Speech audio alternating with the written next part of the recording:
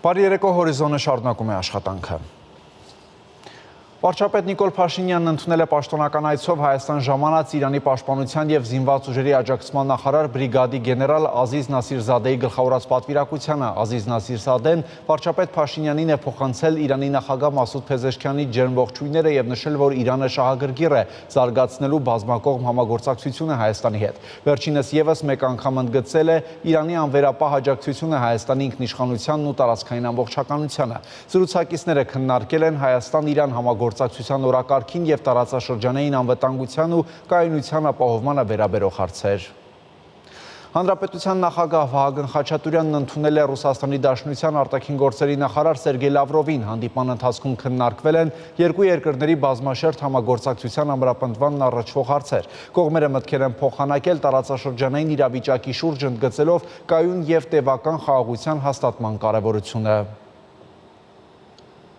Ավելի վաղ Ռուսաստանի գլխավոր դիվանագետը հանդիպել է Հայաստանի իր գործընկերոջ Արարատ Միրզոյանի հետ։ Սերգեյ Լավրովը Հայաստան ժամանեց երեքշաբթի երեկոյան։ Այս այցի մասին հայտնի էր դեռ շաբաթներ առաջ։ Ումինչ կսկսվեին այսօրվա հանդիպումներն ու քննարկումները, Սերգեյ Լավրովը առավոտյան հաղթանակի զբոսայգի է այցելել և ծաղկեպսակ դրել անհայտ զինվորի գերեզմանի անմար կրակի մոտ։ Ընդհանրապես Լավրովի այցը Հայաստան ոչ միանշանակ ընդունվեց և նախ 3 դեսպանատան առջև, ապա այսօր ճիշտ այն ժամանակ, երբ պետք է տեղի ունենար Հայաստանի և Ռուսաստանի արտաքին գործերի նախարարների հանդիպումը, արտաքին գործերի նախարարության մոտ բողոքի ակցիա անցկացվեց։ Անկախ դրանից Արարատ Միրզոյանն ու Սերգեյ Լավրովը հանդիպեցին արարողակարգային տեսալուսանկարահանումներից հետո անցնելով բուն քննարկումների։ Դեռ 3 ավանդական ասուլիսում Ռուսաստանի արտաքին գործերի նախարարության խոսնակ Մարիա Զախարովան ասել էր, որ Մոսկվայում ակնկալում են, որ Լավրովի այցը խթանի Ռուսաստանի և Հայաստանի միջև քաղաքական ու միջգերատեսչական երկխոսության ամրապնդումը, խորացնի փոխըմբռնումը և նպաստի փոխընդունելի լուծումների որոնմանը այն հարցերում, որոնք հետաքրքրություն են ներկայացնում երկու կողմերի համար։ Այսօր արդեն, մինչ փակ դռների հետևում քննարկված թեմաները կամփոփվեին համատեղ ասուլիսում, Արարատ Միրզոյանն ու Սերգեյ Լավրովը նախ համատեղ փաստաթուղթ ստորագրեցին Հայաստանի և Ռուսաստանի արտաքին գործերի նախարարությունների առաջիկա 2 տարվա խորհրդակցությունների ծրագիրը։ Այս այցը իհարկե շատ լավ հնարավորություն է քննարկել մեր երկկողմ օրակարգի բոլոր հարցերը, մեր երկու երկրների քաղաքացիների։ Ես պետք է նշեմ, որ այսօրվա բանակցությունները բավականին ընդգրկուն էին և միաժամանակ բավականին կառուցողական։ Ինչպես ցանկացած երկկողմ հարաբերություններում, մեր հարաբերություններում ևս տեսանելի են և էական դեր ունեն տնտեսական հարաբերությունները, մենք ունենք փոխշահավետ և բավականին հաջողված փոխգործակցություն ԵԱՏՄ շրջանակներում, իհարկե տարածաշրջանի տնտեսական զարգացման ներուժը ամբողջությամբ չի իրացվում և մենք վստահ ենք, որ տարածաշրջանային հաղորդակցությունների ապաշրջափակման։ Դրանով հանդերձ նախարարները նաև քննարկել են զգայուն հարցերը։ Կարևոր է օրինակ միգրացիոն ոլորտում նկատելի փոփոխությունները, դրանց քննարկումը, պետք է կարծում եմ ջանքեր գործադրենք, որ այդ փոփոխությունը բացասական անդրադարձ չունենա մեր քաղաքացիների գործունեության, մեր բարեկամական կապերի վրա։ Անդրադարձ են կատարել նաև մեդիա ոլորտին առնչվող հարցերի, մասնավորապես առաջացող խնդիրների պարբերական և ժամանակին հասցեագրման, փոխըմբռնման ապահովման ուղղությամբ լրացուցիչ ջանքեր գործադրելու և թերևս ես կավելացնեի այդ ջանքերի միջոցով անհարկի միակողմանի գնահատականներից, միջամտություններից զերծ մնալու կարևորությունը։ Լավրովը Հայաստանում է ճիշտ այն ժամանակ, երբ ակտիվ քննարկումներ են Հայաստան-Ադրբեջան հարաբերությունների վերաբերյալ։ Ըստ այդմ պաշտոնյաները անդրադառնում են նաև խաղաղության պայմանագրի հարցերին։ Հույս ենք հայտնել իհարկե, որ այս նպատակը, այդ համաձայնագրի կնքման, ստորագրման, վայրացման նպատակը կարող է ոչ շատ հեռու ապագայում կյանքի կոչվել։ Ես ցանկանում եմ կրկին ընդգծել, որ չնայած այս ճանապարհին առկա բոլոր դժվարություններին և մարտահրավերներին, Հայաստանը հաստատակամ է և շարունակում է ջանքեր գործադրել տարածաշրջանում կայուն խաղաղություն հասնելու համար և մեր համոզմամբ սա համապատասխանում է մեր անմիջական հարևանությամբ գտնվող բոլոր երկրների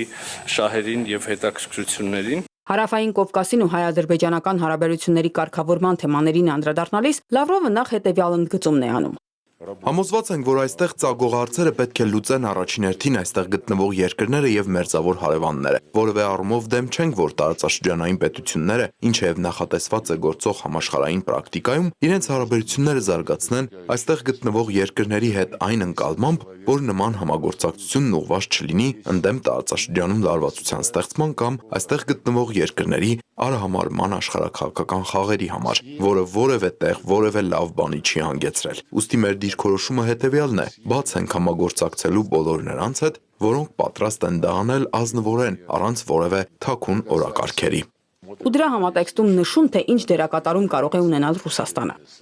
Ռուսաստանը պատրաստական է ապագայում եւս աջակցել Երևանին եւ Բաքվին, հասնելու լիարժեք խաղաղության եւ համաձայնության, կնքելով խաղաղության պայմանագիր եւ համակողմանիորեն ապաշրջափակելով տնտեսական ու տրանսպորտային ենթակառուցվածքները, սահմանազատելով ու սահմանագծելով պետական սահմանը։ Այս գործընթացների կուռ հիմքը եռակողմ պայմանավորվածությունների համալիրն է ամենաբարձր մակարդակով՝ Ռուսաստանա-Հայաստանա-ադրբեջանական պայմանավորվածություններով, որոնք ձեռք են բերվել 2020 եւ 2022 թվականներին։ Լավրովն անդրադառնում է նաև Հայաստանի մասնակցությանը ՀԱՊԿ-ում եւ խոսում ռուսական ռազմաբազայի մասին։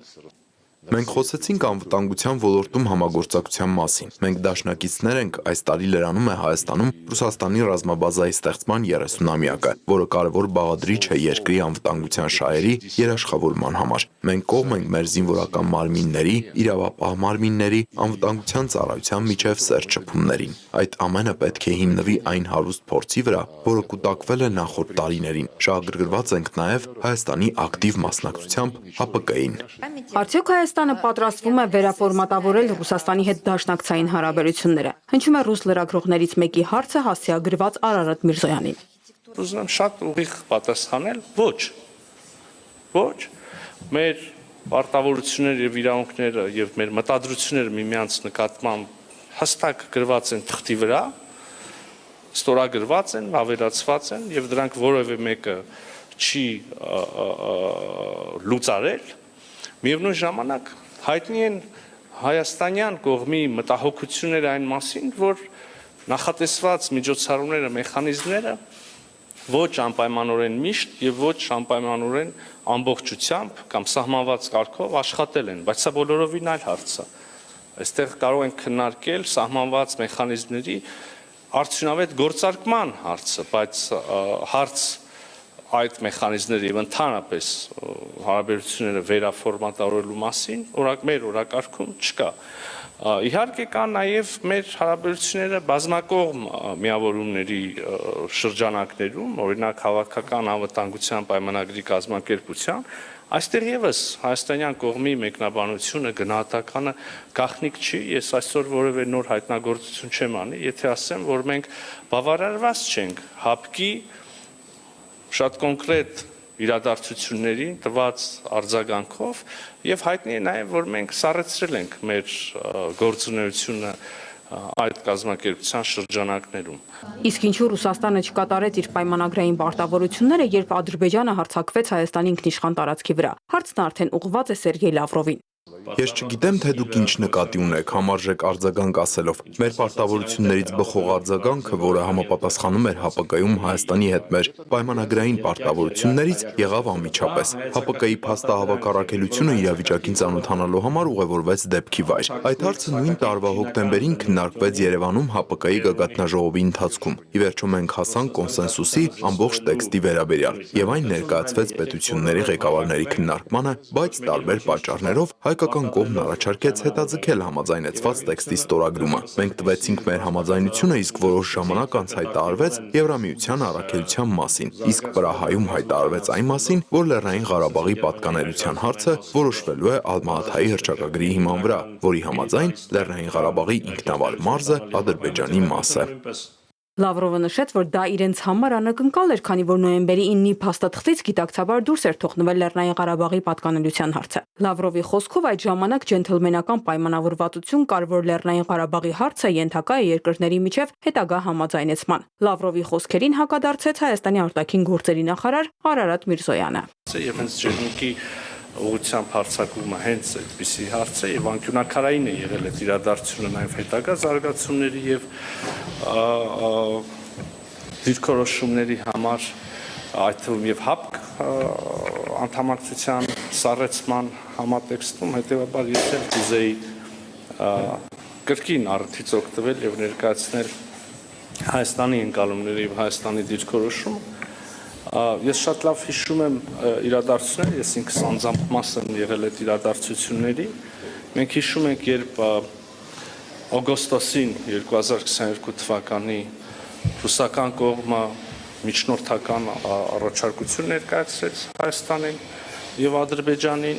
հերթական անգամ վստահաբար բարի մտադրություններից ելնելով հայաստանյան կողմը իր համաձայնությունը հայտնեց այդ առաջարկություններին, ադրբեջանական կողմը չտվեց դրական դիրքորոշում, սա օգոստոս ամիսն էր, օգոստոսի արդեն վերջ, երբ մենք հասկացանք, որ չկա միասնական դիրքորոշում դրական, եւ ապա սեպտեմբերին արդեն առաջի կեսին մենք տեսանք ադրբեջանական զինված ուժերի հարձակումը Ջերմուկի ուղղությամբ եւ Հայաստանի Հանրապետության տարածքային ամբողջականության խախտումը, Հայաստանի Հանրապետության միջազգայինորեն ճանաչված սահմանների խախտումը, իհարկե մենք այս մասին տեղյակ պահեցինք մեր դաշնակիցներին եւ Ռուսաստանի դաշնությանը ուղիղ որպես երկկողմ դաշնակից եւ նաեւ հապկի շրջանակներում մեր ռազմական դաշնակիցներին գործողությունները, որոնք դրանք հետևեցին, ինչպես արդեն առիթ ունեցել եմ ասելու, գոհացուցիչ չէին Հայաստանի Հանրապետության համար եւ արդեն հաջորդ ամիս հոկտեմբերին տեղի ունեցավ քառակողմ հանդիպում Պրահայում, որտեղ կողմերը վերահաստատեցին դեռևս 91 թվականի դեկտեմբերից գործող ընդհանուր ընկալումը, ստորագրված ընկալումը այն մասին, որ Հայաստանը եւ Ադրբեջանը ճանաչում են իրենց տարածքային ամբողջականությունը Ալմա-Աթայի հռչակագրի հիման վրա։ Արտաքին գործերի նախարարությունում Ռուսաստանի արտաքին քաղաքական գերատեսչության ղեկավարը խոսեց նաև տարածաշրջանային 3 գումարած 3 ձևաչափից։ Այն դրական համարելով տարածաշրջանի խաղաղության տեսանկյունից նշեց, թե հաջորդ հանդիպումը հյուրընկալել ցանկացողները Հայաստանն ու Ադրբեջանը կարող են իրար հետ պայմանավորվել։ Քրիստինե Ալագուլյան, Հորիզոն։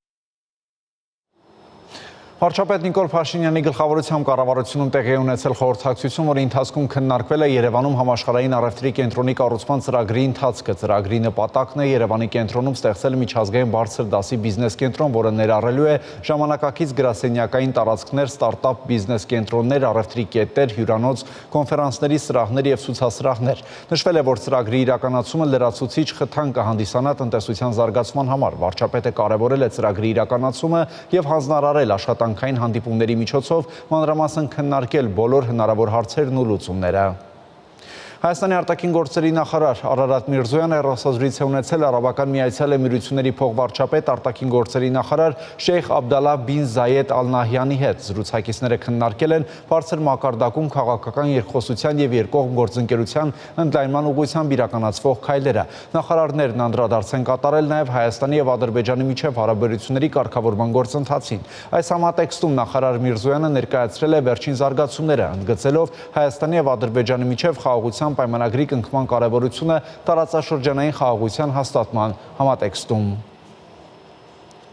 Բանակում չծառայելու դիմաց վճարելը կլուծի զորակոչից եւ արտագաղթից խուսափելու խնդիրը, նման կարծիք է այսօր հնչել շրջանառության դրված այս օրինագծի քննարկման ժամանակ։ Օրինագծով առաջարկվում է 6 ամսվա ծառայության համար վճարել 15 միլիոն, իսկ 1 ամսյա ծառայության համար 20 միլիոն դրամ։ Օրինագծի հեղինակ քաղաքացիական պայմանագիր խմբակցության անդամ Հայկ Սարգսյանի խոսքերով ծառայությունից խուսափելու համար հիմա շատ ընդունված տարբերակ է տղաների մինչև 16 տարեկանը Հայաստանի քաղաքացիություն հրաժարվելը։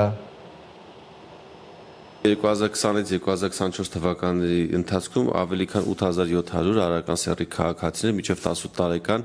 գնացել են այս ճանապարհով, շատերը հիմա են գնում այս ճանապարհով, որպեսզի լուծեն իրենց խնդիրը։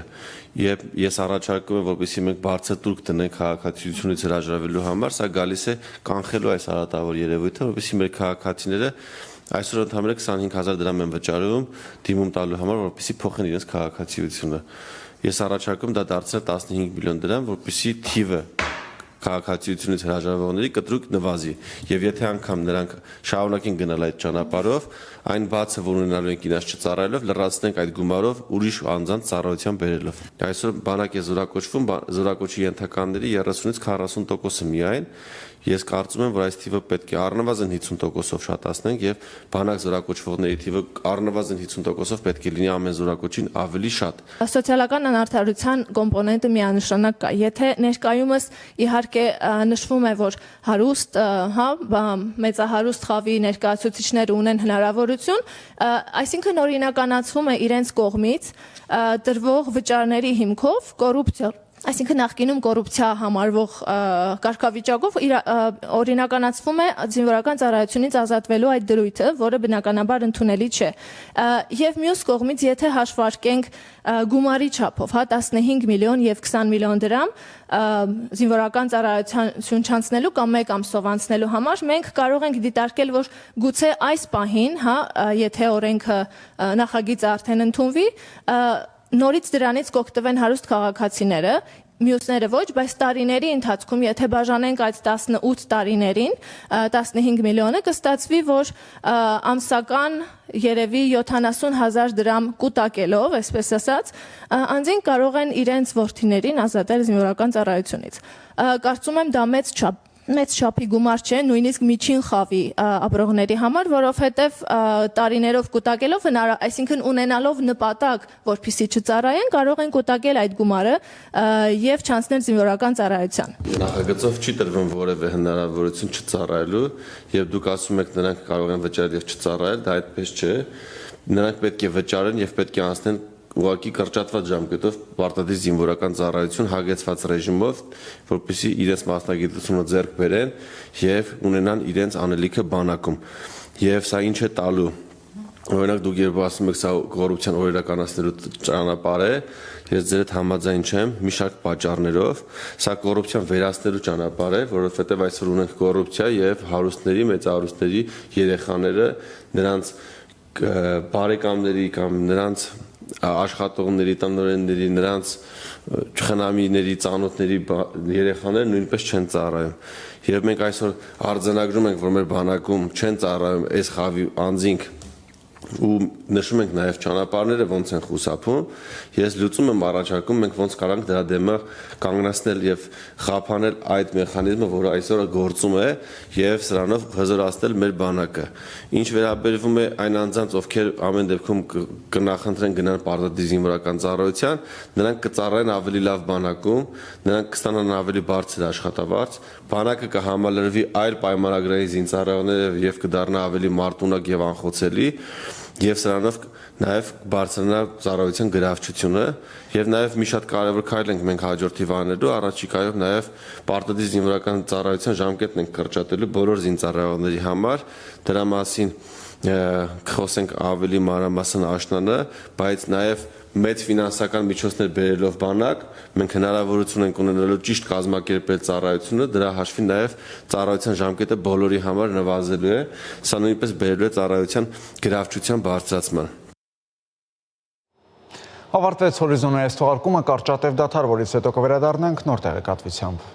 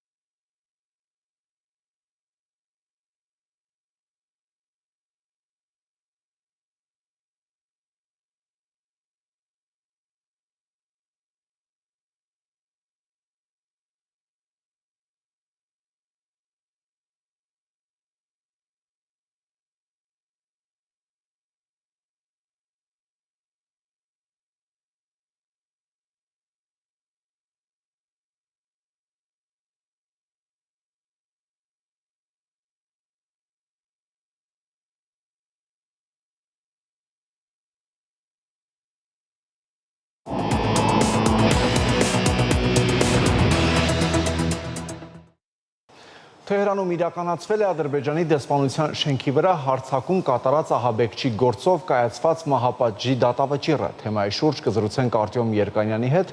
Արտյոմ, Բաքվում բավարարված են ի վերջո։ Այս մահապատժի մասին լուրը այսօր առավոտյան տարածեց Իրանի իրավական համակարգի լրատվական պորտալը, բայց ըստ որոշ տեղեկությունների իրականում վճիռի իրականացումը տեղի էր ունեցել դեռ անցած շաբաթ, թե ինչ եղանակով չի տեղեկացվում, ամենայն հավանականությամբ գնդակահարվել է։ Հիշեցնեմ նախապայմանը 2023 թվականի հունվարի 27-ին ազգությամբ ադրբեջանցի Յասին Հուսեյզադեն ինքնաձիգով զինված ներխուժել էր Թեհրանում Ադրբեջանի դեսպանություն եւ այնտեղ անվտանգության ծառայության հետ բախման արդյունքում զոհվել էր ծառայության ղեկավարը եւ երկու աշխատակիցներ վիրավորվել էին։ Ինքը այդ քաղաքացին, ինչպես ասացի, ազգությամբ ադրբեջանցի, պնդում էր, որ զուտ ընտանեկան պատճառ կար,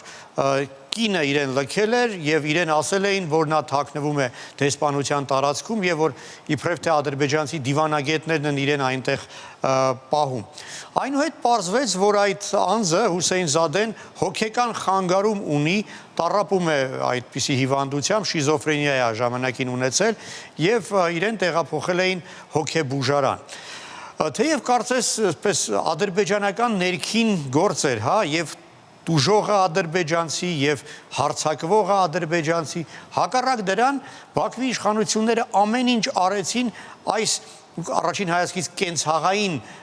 պատմությանը քաղաքական աստար տալու համար եւ Թեհրանի վրա ճնշում գործադրելու լծակներ ստեղծելու համար։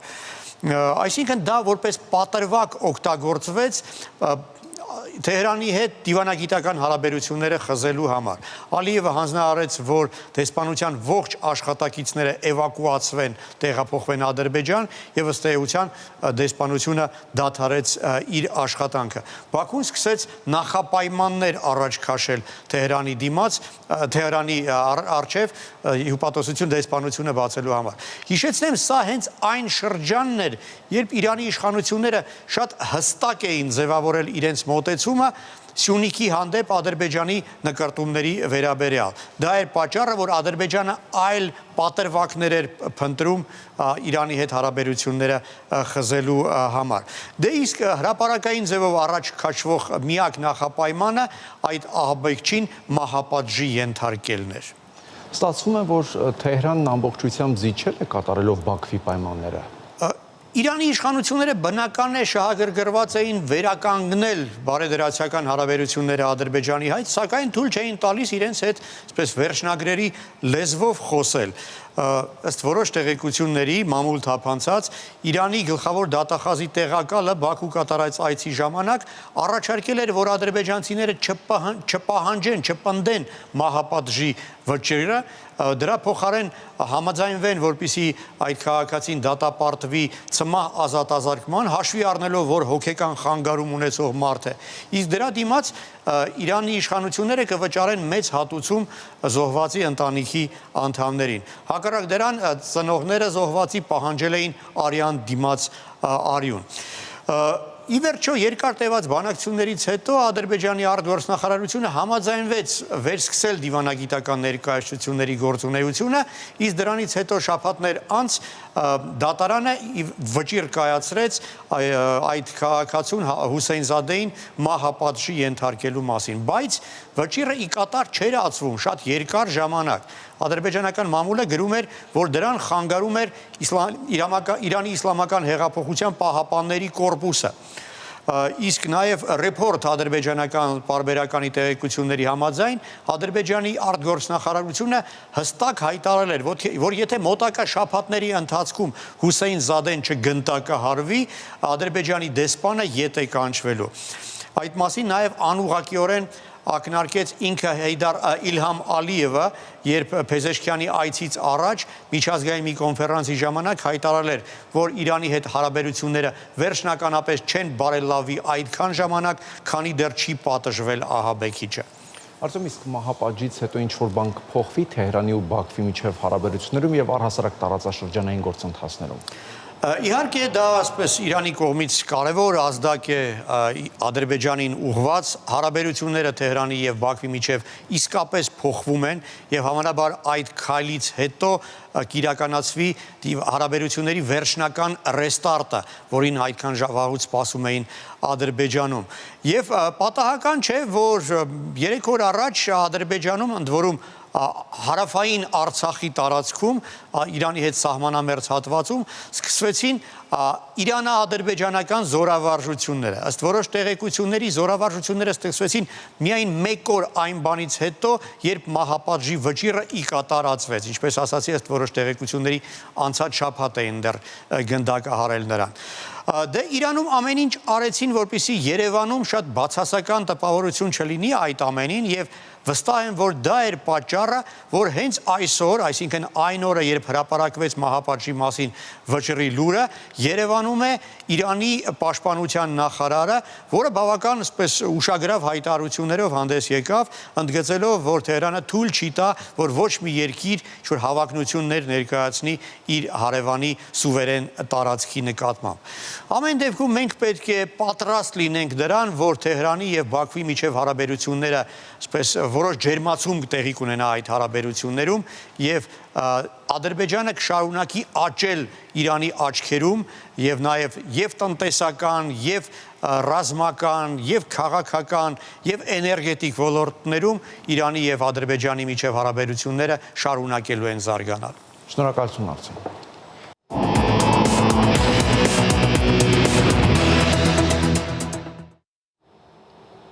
Գազպրոմ Արմենիա ընկերությունը տեղեկացնում է, որ մայիսի 23-ին գազամատակարարման պլանային դադարեցումներ են նախատեսվում Հրազդանում եւ Երևանի Հույսի Ավան թաղամասում։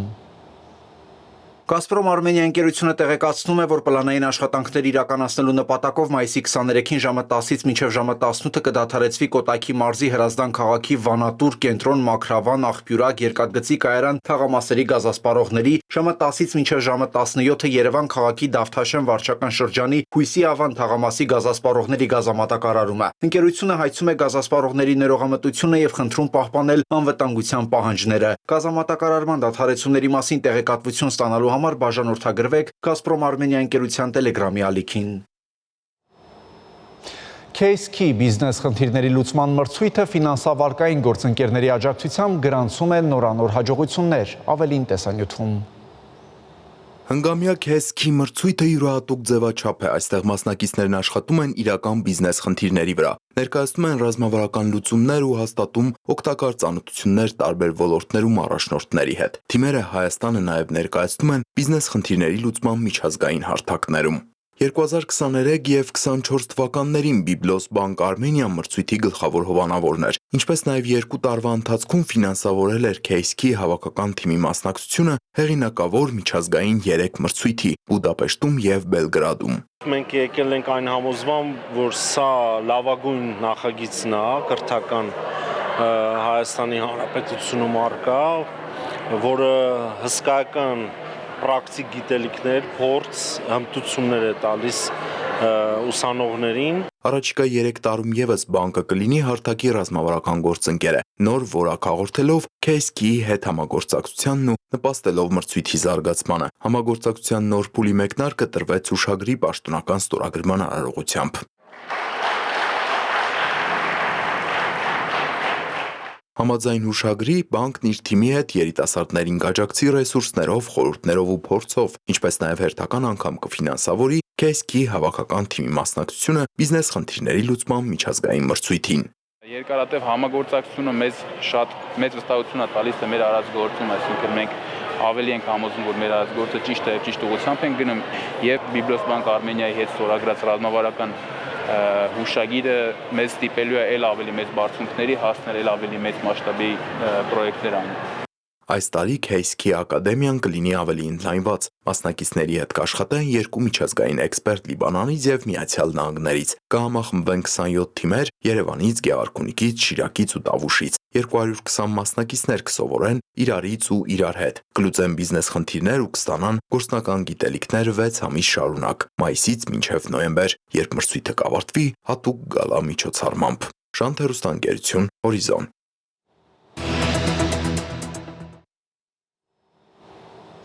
Այսքանը կհանդիպենք ժամը 22-ին հորիզոնի գլխավոր թողարկմանը առայժմ։